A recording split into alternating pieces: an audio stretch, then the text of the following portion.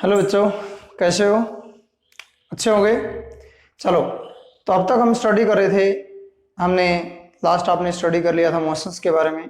अब इमोशंस को कंटिन्यू करते हुए नेक्स्ट हम अपने यूनिट पे जाते हैं और वो है हमारी law of motion. Law of motion, ठीक है। इसके अंदर हम स्टडी करेंगे लॉज के बारे में, मोशन के लॉज के बारे में, ठीक है ना। तो सबसे पहला टॉपिक हमारा आता है, हम फर्स्टली स्टार्ट करते हैं किससे? फोर्स से, ठीक है। आपने लास्ट यूनिट के अंदर स्टडी किया था मोशन के बारे में। मोशन कब होता है? ठीक है, मोशन जब होता है जब हम किसको काउंट करके चलते हैं? कॉज ऑफ मोशन को लेके चलते हैं। काइनेमेटिक्स के अंदर स्टडी किया था हमने। तो सबसे पहले हम फोर्स हम जब अप्लाई करते हैं तो ऑब्जेक्ट के अंदर मूव करता है, ठीक है। तो फोर्स क्या है? What is force? फोर्स जो है, फोर्स की बात करें तो फोर्स के अंदर हम स्टडी करते हैं, इट इज ए पुल और पुश। इट इज ए पुल और पुश। यह वह धक्का या खिंचाव है। धक्का या खिंचाव, हम किसी को ऑब्जेक्ट को धक्का लगाते हैं, खींचते हैं, ठीक है ना। धक्का या खिंचाव है विच चेंज और try to change shape, size, position and direction of motion, ठीक है। मतलब इन चीजों को जो चेंज कर दे वही क्या कहलाता है? फोर्स कहलाता है। चेंज करने की कोशिश करे। जैसे मैं इसके ऊपर फोर्स लगा रहा हूं, ठीक है, दीवार पर फोर्स लगा रहा हूं, तो दीवार पर जो फोर्स लगा रहा हूं तो दीवार के ऊपर जो फोर्स लगेगा तो दीवार को चेंज करे। जब दीवार पे आप फोर्स कितने अमाउंट के अंदर लगा रहे हो, that depends upon that thing, ठीक है। सेम जैसे हम पेपर ले लें, कोई पेपर जो हमारा स्क्वायर के फॉर्म में था उसको क्रैश कर दिया, हमने शेप चेंज कर दी। कोई बॉल आ रही थी, हमने फोर्स लगाया, उसकी डायरेक्शन चेंज कर दी, direction of motion, position change कर दी। पहले ये पोजीशन थी, हमने फोर्स लगाया तो पोजीशन चेंज हो गई, ठीक है ना। Okay, that is known as a force. अब फोर्स की बात करें तो फोर्स की एसआई यूनिट जो होती है वो न्यूटन होती है, क्योंकि ये किसने दिया था? ये न्यूटन ने दिया था, ठीक है ना। ओके, यहां पर हम बात करें तो फोर्स की बहुत सारे नेचर के अंदर various type of force in the universe के अंदर बहुत सारे फोर्स हैं, ठीक है। अगर हम बात करें तो हम जनरली मेनली बात करते हैं, एक होते हैं हमारे बैलेंस फोर्स और दूसरे होते हैं अनबैलेंस फोर्स। कौन से होते हैं? अनबैलेंस फोर्स, ठीक है। बैलेंस फोर्स जो एक दूसरे को बैलेंस करते हैं, जिनका नेट रिजल्टेंट हम ये कहीं जीरो है, ठीक है। जैसे एक ऑब्जेक्ट के ऊपर 5 न्यूटन आपने इधर लगाया और 5 न्यूटन आपने इधर लगाया, तो दोनों तरफ से इक्वल और अपोजिट फोर्स अप्लाई हो रहे हैं सिंगल पॉइंट के ऊपर, तो वो फोर्स क्या कहलाएंगे? बैलेंस फोर्स कहलाएंगे। अनबैलेंस फोर्स, एक तरफ आपने 15 न्यूटन लगा दिया, एक तरफ आपने 35 न्यूटन लगा दिया, तो यहां पर इस पॉइंट के ऊपर ये फोर्स ज्यादा है और ये कम है, तो ये फोर्स क्या कैसे कराएंगे? Unbalance force. इसके अलावा हम बात करते हैं, एक हमारे होते हैं कॉन्टैक्ट फोर्स। कॉन्टैक्ट फोर्स की बात करें तो वो फोर्स जिनके अंदर दो bodies are in physical contact की बात करते हैं। जैसे हम बात करें तो हमारी बात करते हैं फोर्स ऑफ ए फ्रिक्शन जो हमारा है, that is known as contact force. एक हमारा होता है नॉन कॉन्टैक्ट फोर्स। तो नॉन कॉन्टैक्ट फोर्स जिसके अंदर फिजिकल कॉन्टैक्ट नहीं होता है, ठीक है। जैसे फॉर एग्जांपल हम बात करते हैं ग्रेविटेशनल फोर्स की बात करें, ठीक है। इलेक्ट्रोस्टैटिक फोर्स की बात करें, ठीक है। ओके, आगे बात समझ में। नेक्स्ट हम बात करते हैं इसके अंदर, अगला हम बात करें तो वो हमारा है फंडामेंटल फोर्स की बात करते हैं। कौन से फोर्स? Fundamental force. फंडा जो फंडे के अंदर मेंटल कर दें, फंडामेंटल फोर्स, यानी कि अपने फंडा में पागल कर दें, फंडामेंटल फोर्स कहलाते हैं। मेनली 4 हम फंडामेंटल फोर्स यूज करते हैं। ग्रेविटेशनल फोर्स, दूसरा फोर्स हमारा है इलेक्ट्रोमैग्नेटिक फोर्स, ठीक है। थर्ड हमारा है वीक फोर्सेस, इसका नाम ही वीक है, वैसे वीक नहीं है। और चौथा है strong nuclear force, strong nuclear force. ठीक है, इनके बारे में थोड़ा सा मैं आपको बता रहा हूं, थोड़ा सा just.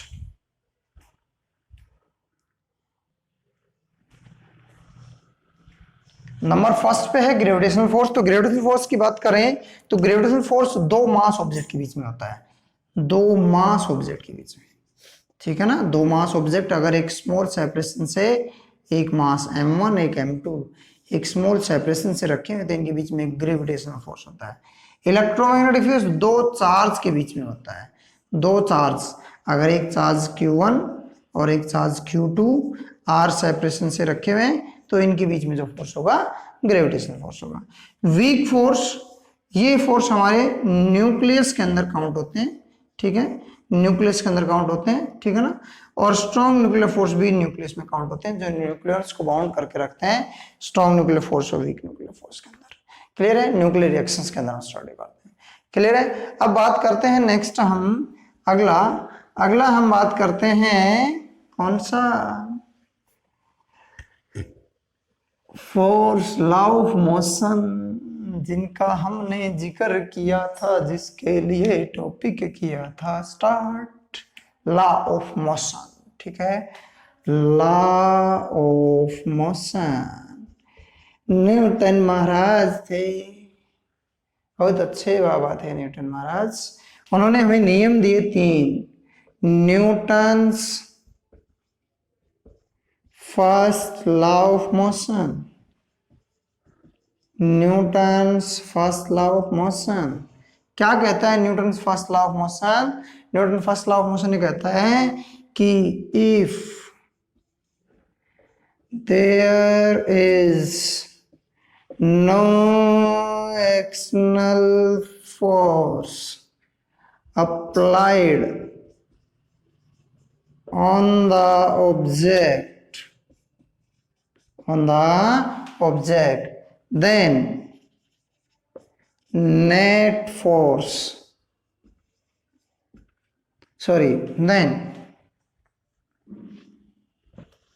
body lies in same situation, either it is in rest or in motion। मतलब बॉडी रेस्ट में है और उसके ऊपर कोई फोर्स नहीं लगा रहे तो रेस्ट में रहेगी, और अगर कोई फोर्स नहीं लगा रहे और मोशन में है तो किस में रहेगी? मोशन में। ये न्यूटन महाराज ने पहले नियम में कहा था कि अगर आप रेस्ट में हो तो रेस्ट में रहोगे और मोशन में हो तो मोशन में रहोगे, यदि अगर कोई भी एक्सटर्नल फोर्स आपके ऊपर ना लगाया जाए। ठीक है ना, जैसे this force is also applicable for you, कि अगर आपके ऊपर कोई एक्सटर्नल फोर्स ना अप्लाई हो तो आप जिस स्थिति में हो उसी स्थिति में रहोगे, आप पढ़ोगे नहीं अगर एक्सटर्नल फोर्स नहीं लगाया जाएगा। चाहे एक्सटर्नल फोर्स किसी प्रकार का हो सकता है, आपके घर वालों का, आपके टीचर्स का। ठीक है ना, तो जितना फोर्स जिस हिसाब से आपके ऊपर फोर्स लगाया जाएगा उसी हिसाब से आप रेस्ट में हो तो रेस्ट में रहोगे और मोशन में हो तो मोशन में, यदि नेट फोर्स जीरो है तो। ठीक है, ओके। चलो अगला हम बात करते हैं, इसी से रिलेटेड गैलीलियो ने कहा था हमें कि अगर रेस्ट में है तो रेस्ट में और मोशन में है तो मोशन में रहेगा, जिस सिचुएशन में उसी में रहना चाहेगा। ठीक है, तो गैलीलियो ने पॉइंट बताया इससे रिलेटेड, और वो बताया इनर्शिया। क्या बताया? इनर्शिया बताया। ठीक है, इनर्शिया के बारे में बताया गैलीलियो ने, इनर्शिया। और इनर्शिया जैसे मैंने अभी आपको बताया था, आपकी भी एक कमी है, कमजोरी है कि आप जिस स्थिति में हो उसी में रहोगे यदि आपके ऊपर कोई एक्सटर्नल फोर्स ना लगाया जाए। ठीक है ना, अगर आपके ऊपर कोई भी एक्सटर्नल फोर्स नहीं लगाया जाएगा तो आप जिस सिचुएशन में हो उसी सिचुएशन में रहोगे। तो इनर्शिया क्या कहता है? इनर्शिया ये कहता है it is the inability of any object due to which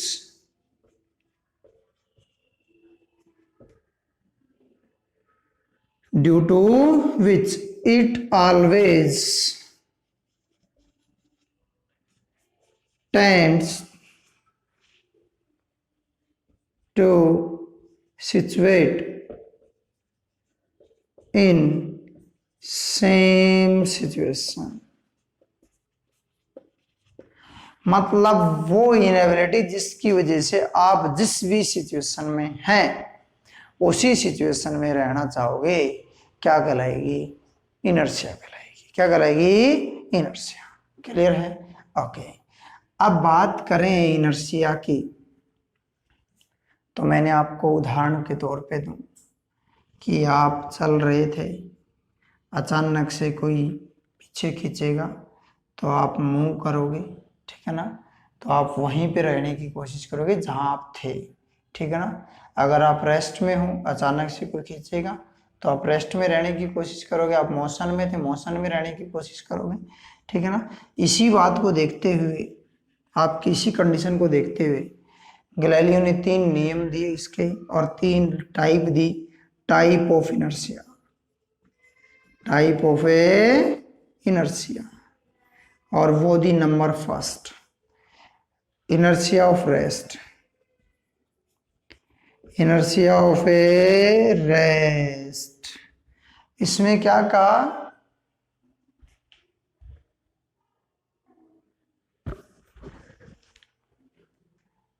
तो इनर्शिया ऑफ रेस्ट में इसने कहा कि एक बॉडी जो है वो रेस्ट में है तो रेस्ट में रहेगी। मतलब अगर कोई ऑब्जेक्ट रेस्ट में है तो वो रेस्ट में रहेगा, और अगर वो मोशन में, सॉरी रेस्ट में है तो वो ऑलरेडी मोशन में नहीं आएगा जब तक अपने आप को, जब तक उसके ऊपर कोई फोर्स ना लगाया जाए, ठीक है ना? ओके। तो वो था इनर्शिया ऑफ रेस्ट, कि वो इनएबिलिटी जिसकी वजह से उसकी टेंडेंसी रहेगी वो रेस्ट में रहेगी, ठीक है ना? ओके। इसके एग्जाम्पल देखना चाहिए हम, एग्जाम्पल्स क्या क्या है। नंबर फर्स्ट एग्जाम्पल इसका है, और वो है क्या कि इसके अंदर इसने कहा कि जो आपके पेड़ से फल गिरते हैं, ट्री से जो फ्रूट गिरते हैं, वो किसकी वजह से गिरते हैं? वो इनर्शिया ऑफ रेस्ट की वजह से गिरते हैं। सेकंड इसने कहा कि सेकंड में क्या कहते हैं? सेकंड में ये कहते हैं कि आप बस में बैठे हो, बस में, और बस सडनली स्टार्ट होके मूव करे तो आप पीछे गिरोगे, बैकवर्ड डायरेक्शन में गिरोगे। कौन सी डायरेक्शन में गिरोगे? बैकवर्ड डायरेक्शन के अंदर। तीसरा, आप इसका उदाहरण घर पे करके देख सकते हो। थर्ड एग्जांपल आप करके देख सकते हो। आपके पास कोई ग्लास है, ये ग्लास आपने लिया, ये आप कार्डबोर्ड ले लेना, एक कार्डबोर्ड लेना, उसके ऊपर एक सिक्का डालना। जब आप फोर्स लगाओगे तो कार्डबोर्ड बाहर चला जाएगा, सिक्का नीचे गिर जाएगा, ठीक है? इनर्शिया ऑफ रेस्ट के कारण। किसके कारण है? इनर्शिया ऑफ ए रेस्ट के कारण। क्लियर है? आगे बात समझ में? चलो, ये था inertia of rest. Inertia of rest का एग्जाम्पल था, ठीक है? उदाहरण के तौर पे दूसरा मैं बताऊं आपको, अपने जो हम बात करते हैं कारपेट वगैरह जो होते हैं, कारपेट वगैरह के अंदर अपनी जो मिट्टी होती है वो इनर्शिया ऑफ रेस्ट की वजह से जमती है, ठीक है ना? हम उसको बीट करते हैं, ऐसे ऐसे बीट करते हैं, ऐसे ऐसे, ठीक है ना? तो वो इनर्शिया ऑफ रेस्ट की वजह से होती है। क्लियर है? नेक्स्ट हम बात करते हैं second type, inertia of motion, inertia of a motion. Motion की वजह से, मोशन में ऑब्जेक्ट किस में है? मोशन में है, और मोशन में ही रहना चाहता है। वो इनएबिलिटी जिसकी वजह से ऑब्जेक्ट मोशन में था और मोशन में ही रहना चाहता है, क्या कहलाती है? इनर्शिया ऑफ ए मोशन कहलाती है। क्या कहलाती है? Inertia of a motion. It is the inability due to which an object tends to situate in motion, ठीक है ना? मोशन में ही रहना चाहता है। उदाहरण के तौर पे, आप बस में सफर कर रहे थे, बस में सफर कर रहे थे, ठीक है ना। बस में जब सफर कर रहे थे सडनली ब्रेक लगा दिए, क्या लगा दिए, ब्रेक, तो आप आगे की तरफ गिरोगे, ठीक है ना। गोज फॉरवर्ड, आगे की तरफ जाओगे, ठीक है। सेकंड एग्जांपल क्या कहता है ये, फर्स्ट में था घोड़े पे बैठे हो, एक ही बात है, घोड़े पे बैठे हो, बस में बैठे हो, अचानक से रुक जाएगा, आप आगे की तरफ गिरोगे। It is the basic cause of the accident, accidental basic cause है इनर्शिया ऑफ मोशन, मोशन में थे, मोशन में ही रहना चाहोगे। सेकंड हमारा है कि एक पर्सन जो है वो ट्रेन से कूदता है तो आगे की तरफ गिरता है, और एथलीट को एडवाइस किया जाता है कि वो क्या करे, जो कूदे तो दौड़ता रहे, दौड़ता रहे, एथलीट को एडवाइस किया जाता है आगे की तरफ, नहीं तो वो गिर जाएगा, फॉरवर्डिंग होगी, जब वो कूदेगा तो आगे की तरफ गिर जाएगा। क्लियर है, आगे बात समझ में क्लियर है ना। जैसे आप ट्रेन में हो तो ट्रेन में आप चल रहे हो, तो आप जैसे उतरोगे तो उतरते टाइम चलते रहना चाहिए आपको, अगर सडनली आप करोगे तो आप रेस्ट की पोजीशन में थे, रेस्ट में रहोगे, मोशन में रहने के लिए आपको चलते रहना होगा। क्लियर है, ओके। ये था इनर्शिया ऑफ मोशन। तीसरा था इनर्शिया ऑफ डायरेक्शन। डायरेक्शन से याद आया, किस डायरेक्शन में जा रहे हो आप। Number third, inertia of direction, inertia of direction number third. क्या कहती है inertia of direction, inertia of direction कहती है कि वो inability, it is the inability due to which all object tends to situate in same direction, उसी direction में, ठीक है ना।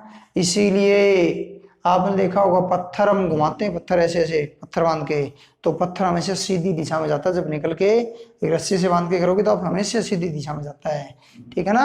ये पत्थर आप घुमा रहे हो ऐसे, ठीक है, सर्कुलर पाथ के अंदर, तो पत्थर हमेशा सीधी दिशा में जाता है। क्लियर है, ओके।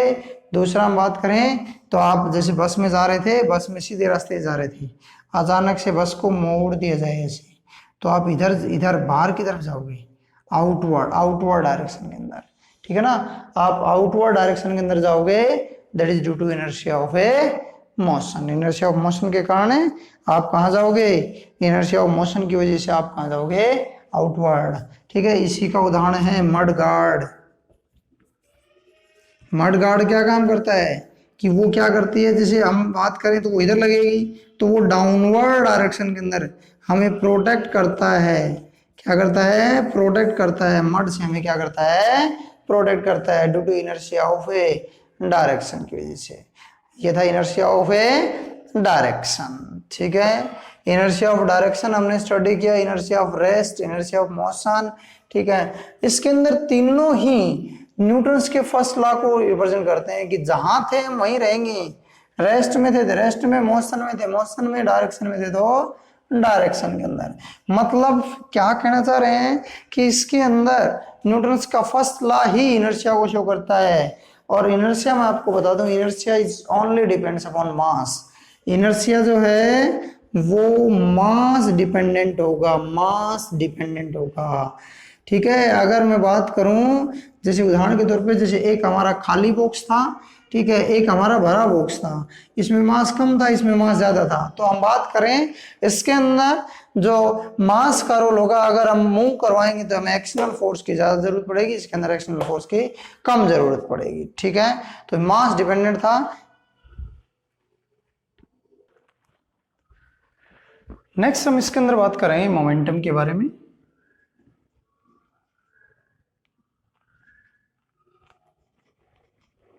मोमेंटम जैसे कि नाम से प्रतीत हो रहा है मोमेंट, ठीक है, लीनियर मोमेंटम के बारे में स्टडी करेंगे हम, इसको ये भी कह सकते हैं लीनियर मोमेंटम।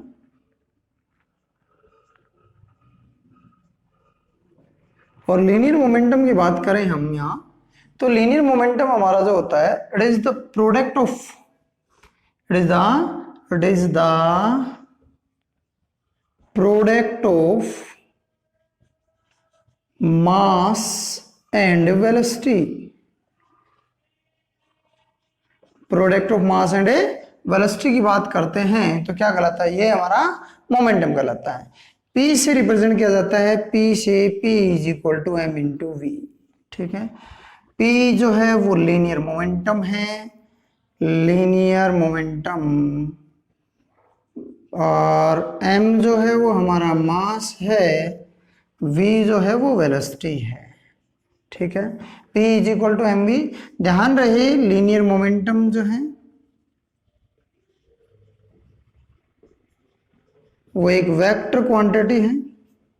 ठीक है, और एसआई यूनिट इसकी जो है, एसआई यूनिट की बात करें तो वो उसकी होती है किलोग्राम मीटर पर सेकंड। ठीक है, आगे बात समझ में। जहां हम बात करते हैं लीनियर मोमेंटम की तो ये मास और वेलोसिटी पर डिपेंडेंट करता है। ठीक है, अगर मैं ये कहूं कि P वर्सेस V ग्राफ हम ड्रा करें, P वर्सेस V, तो मास तो कांस्टेंट है, यानी कि M is equal to P upon V होगा, दोनों का रेशियो इक्वल आना चाहिए। अगर मैं ये कहूं कि यहां पर V को कांस्टेंट रख दे, यानी कि V को ऊपर ले आए, तो यहां पर हम सेकंड लेके चलते हैं, सेकंड ये मास वर्सेस मोमेंटम, तो वो भी स्टेट आएगा, दैट इज इक्वल टू किसके इक्वल आना चाहिए, V is equal to P upon M आना चाहिए, V is equal to P upon M। ठीक है, तीसरा हम बात करें, हम इसके अकॉर्डिंग M वर्सेस V की बात करते हैं, M वर्सेस V की, तो V इधर और M इधर हम बात करें तो ग्राफ कुछ ऐसा आना चाहिए, ग्राफ है ऐसा आना चाहिए, क्योंकि P कांस्टेंट रहेगा, P क्या होगा, कांस्टेंट। ठीक है, इसके अंदर हम बात करें तो ये हमारी मोमेंटम, लीनियर मोमेंटम जो है वो वेक्टर क्वांटिटी है, यूनिट जो हमारी है किलोग्राम मीटर पर सेकंड है। मास के अकॉर्डिंग बात करते हैं तो P is equal to M into V, तो M is equal to P upon V, ये ग्राफ आ जाएगा, कांस्टेंट रहेगा, मास कांस्टेंट रहेगा। ठीक है, इसी प्रकार से वेलोसिटी अगर P अपॉन M करें तो वो कांस्टेंट रहेगी। ठीक है, अगर मोमेंटम कांस्टेंट की बात करते हैं तो ध्यान रहे कि अगर ये 5 है तो ये 2 है, और अगर ये 2 है तो ये 5 है, मोमेंटम दोनों केस में 10 आना है, वही सेम वैल्यू चेंज होनी है। तो लीनियर मोमेंटम की हम बात करें तो ये हमारा लीनियर मोमेंटम था। अब लीनियर मोमेंटम जो है वो हम बात करते हैं तो फोर्स के ऊपर बहुत सारा इफेक्ट डालता है। मोमेंटम कब होगा, जब हम फोर्स अप्लाई करेंगे। अगर हम फोर्स अप्लाई नहीं करेंगे तो मोमेंटम मतलब यहाँ पर चेंज, ठीक है ना, चेंज उसकी स्पीड के अंदर, उसकी डायरेक्शन के अंदर। ठीक है ना, चेंज जो होगा, मास ऑब्जेक्ट, हमारे पास कोई भी एक मास ऑब्जेक्ट है और वो मूव करेगा, जब वो मूव करेगा तो इसकी वेलोसिटी चेंज होगी। मूव कब करेगा, जब हम फोर्स लगाएंगे। तो यानी कि मोमेंटम जो है वो फोर्स के ऊपर डिपेंड करता है। क्लियर है, आगे बात समझ में। ठीक है, ओके, ये हमारा मोमेंटम था, लीनियर मोमेंटम। और नेक्स्ट हम बात करेंगे अगले टॉपिक के अंदर हमारा न्यूटन्स के लॉ। अब तक आपने चैनल को सब्सक्राइब नहीं किया है तो सब्सक्राइब करें और बेल आइकन दबाएं ताकि अगले नोटिफिकेशन आप तक पहुंचते रहे। आपका अपना चैनल लालची क्लासेस।